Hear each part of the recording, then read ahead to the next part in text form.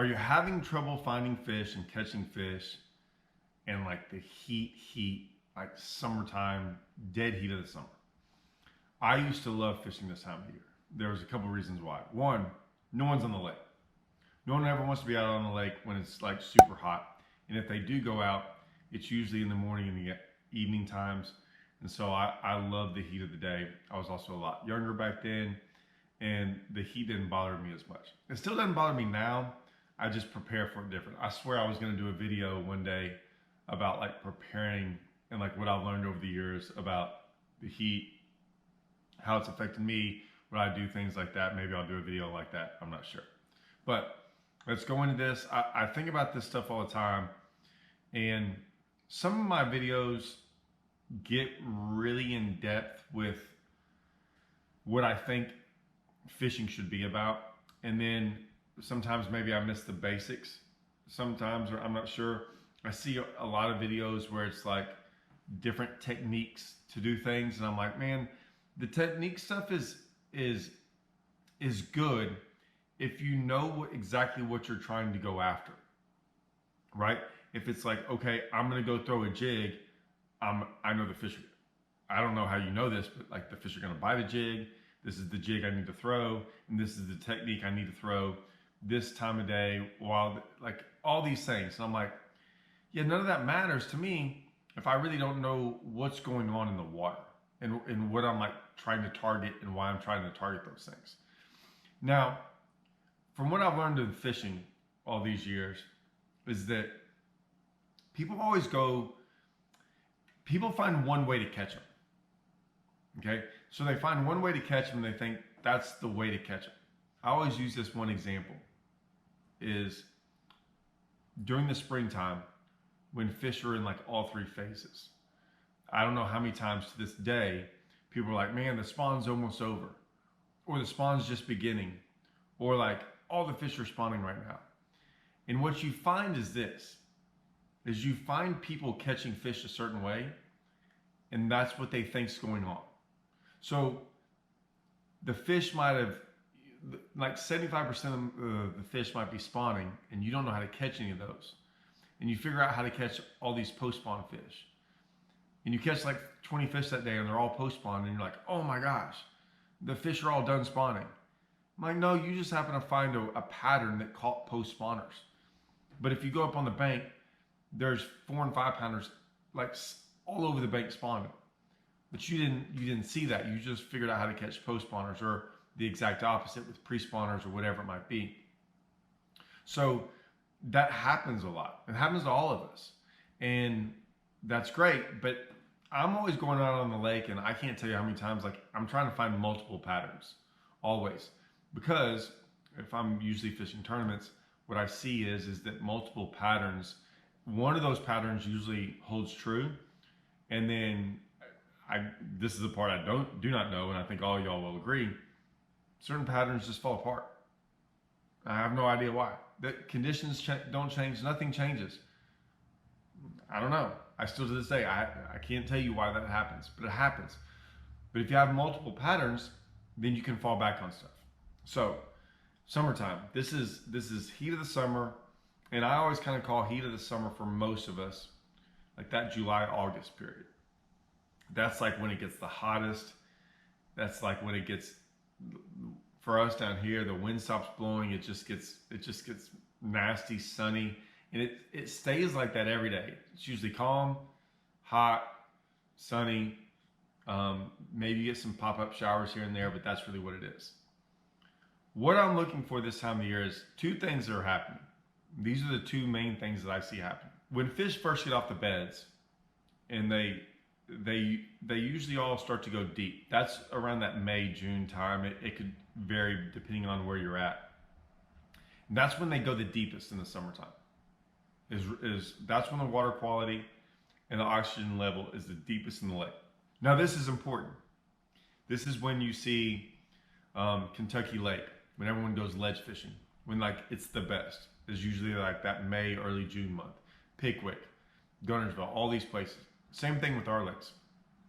They go there and they get really deep, or they get the deepest they will get. and most of them go there, right? And they stay there, and a lot of times they get broken up by fishermen, whatever it might be. And they're in big schools, and they're fun to catch, and it's easy. Now, I'm not saying they won't go to brush piles, and they won't go to docks, or they won't go to all these other things, but I'm saying that's typically where they, I want to say where they want to go or where they can go, okay? But now as it starts to get hot, a couple things happen, and I bring this up all the time. As it gets hot, it gets sunny, and it gets still, and then that oxygen level starts to come up, right? And you start getting more of a thermocline. When I start seeing a thermocline really start happening, and it gets worse and worse as the summer goes on, two things happen, in my opinion. This is what goes on.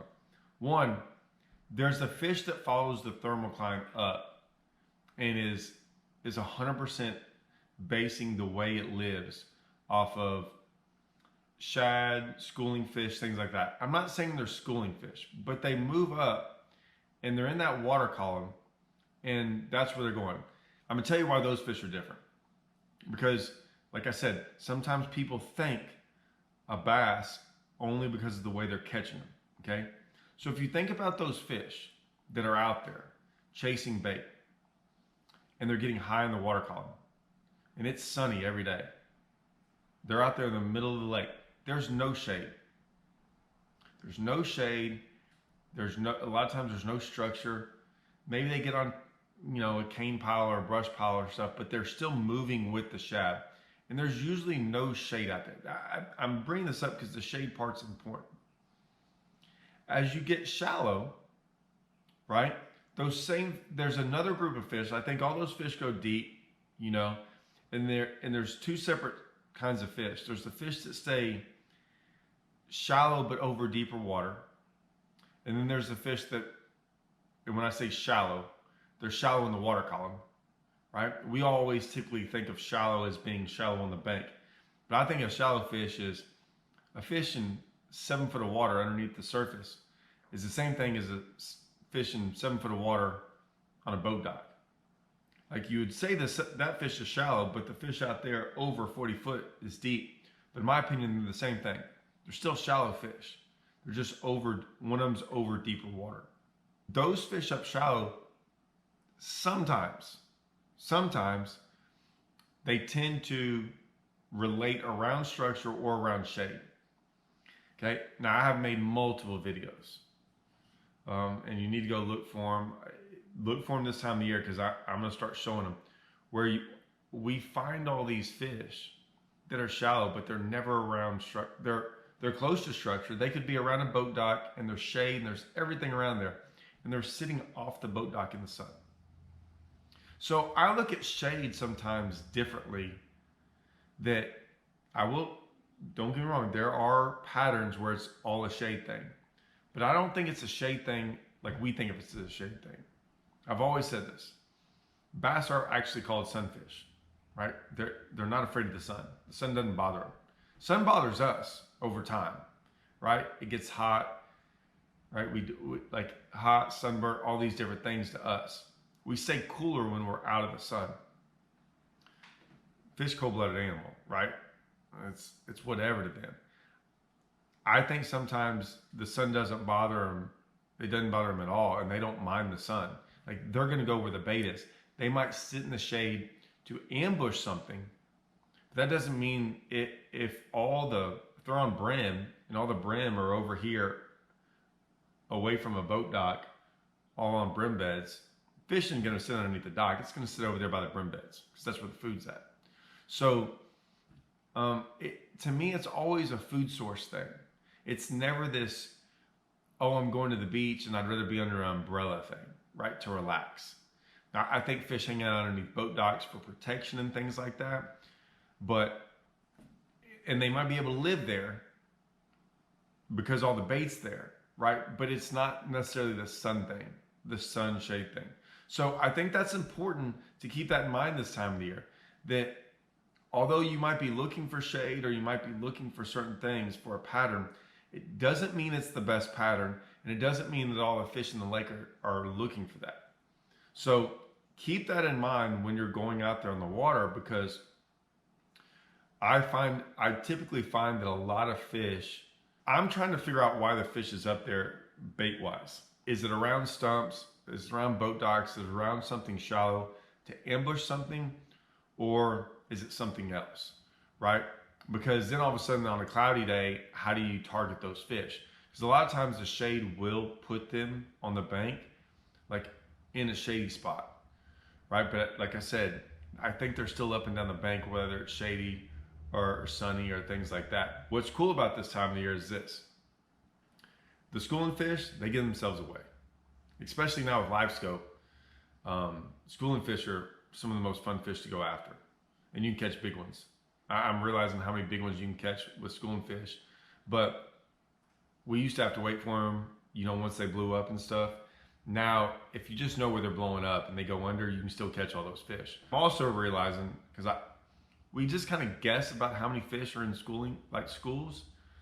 Now with LiveScope, I'm looking down there and I'm seeing the different schools, and I'm seeing 40, 50, 100 fish in a school. And then even outside of those big schools, I'm amazed at how many 2s and 3s and 4s, groups of them are around. And you see them a lot of times, like one blow up, and you're expecting more to blow up. And then you realize there's like 3 or 4 of them down there. So there's a lot of fish doing that. The other fish, the shallow fish, those fish, to me, this is the one time of the year we can start throwing like really big baits. Like you can throw the biggest worm you can. You can throw a big giant crankbait. I think they're on big giant gizzard shad. I think they're on big brim. I think the schooling fish sometimes are on those little small shad, right? So that's a different deal. But everything else, you can start going big. So great time to start throwing a glide bait. Great time if you've never caught one on an 8 or a 10XD, start throwing that. If you're like, hey, I got this 12-inch worm, great time to start throwing that. These are the times I think the bigger the bait, you can get away with. I'm not saying it's the best bait. I'm just saying you can get away with it. And you can catch numbers on these things. It's not one of those deals where you're looking for one bite here, one bite there. You can catch a lot of numbers on big baits this time of the year. And so this is one of the times I like to go out and try big baits. Like we got a new clicking chicken in, right? I got this in the mail the other day. I got our glide baits in the mail. I'm going out there with all these things now, and these are the baits I'm going to go throw up and down the bank, whether it be if I'm looking around boat docks or I'm looking around shade or I'm just out there in the open going down the bank. Am I going to get as many bites going down the bank this time of the year as opposed to the springtime? Well, no, but they're up there. And everyone is still shocked with me when they get in the boat with me and I go down the bank this time of the year and it's super hot and there's fish up there. Sometimes there's always a pattern with it, and I couldn't tell you the pattern because every lake I go to will be different, right? So one lake, it'll be on rock, one lake it'll be on dirt, one lake it'll be grass, one lake it'll be, like wood. Like all these lakes are different, but there's definitely fish up shallow, and they will continually get better. Like that's the crazy part. This is the time I start doing it, but it gets better for the next month or two. Like it's crazy. Like I actually like it better when it's hot than when it starts getting cold. A lot of these lakes, it's good. People just don't realize it because I think it's one of those deals where we're outside and we're hot and we're just assuming those fish are hot too. Like I just think it's the way our mind works. Maybe I'm the only one that thinks like that, but I see fishermen and we all tend to fish based on how we feel, right? Not the water. We look at the water and the water temperature, but we still do it based on how we feel. Like if we're hot, water's hot, fish must be hot, right? Things like that. So this time of the year, really, really open up your mind and really think about what the two kinds of fish you're trying to target. Because like I said, I think they start to divide this time of year. And you better be able to understand which one you're going after and which one you're trying to target. And if I were you, this is the way like I said, this is just my opinion, or this is just things I like to do. I like to go after both. Like I'm going to go to like tomorrow and maybe the next day when I go there, there's a good chance like I'll see school and fish for them, and then I'll go to the bank and fish for them, and I'll go back and forth. And a lot of times you can figure out both ways. And school and fish might be fun for a while, and then all of a sudden you go down the bank and catch like 3 giants on a glide bait or something like that. Like I like to do that. And that's how I've always fished. And so I've learned those different patterns. So that way, say it starts blowing real bad and the school and fish go away, you're like, no big deal. I just go up on the bank and do this, right? Things like that. Like I like to be able to adjust with what, if something happens, right? That now doesn't allow me to fish as one of those different patterns. But I hope that helps. I hope some of that, like you can resonate that and put that into your fishing, some of your local lakes around you. Let me know what y'all think. See y'all.